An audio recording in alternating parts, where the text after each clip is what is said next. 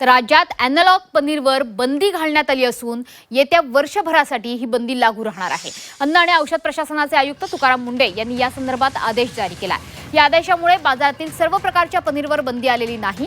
नियमानुसार प्रमाणित पनीरच्या विक्रीवर निर्बंध नाही आहेत। अॅनालॉग किंवा नॉन डेअरी पनीर म्हणजेच पनीर सारख्या दिसणाऱ्या अशा प्रकारच्या उत्पादनात जिथे दुधातला स्निग्धांश अथवा दुग्धघन किंवा अशता वनस्पती तेल, वनस्पती स्निग्धांश, अन्य दुग्धेतर घटक असे असतील अशा उत्पादनाला पनीर म्हणून विकणं किंवा ग्राहकांना ते पुरवणं याला आता मनाई करण्यात आली आहे।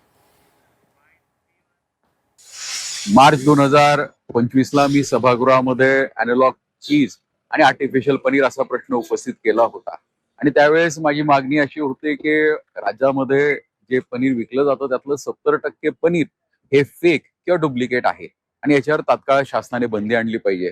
आज महाराष्ट्र शासनाच्या वतीने एफडीए आयुक्त तुकारामजी मुंढे साहेबांनी एक अध्यादेश जारी केलाय, ज्यानुसार 1 वर्षासाठी अॅनालॉग चीज ह्याच्या विक्रीवरती महाराष्ट्रामध्ये विक्री आणि वापरावरती पूर्णतः बंदी आणलेली आहे। त्यांचे विशेष असे मी आभार मानतो, अभिनंदन करतो।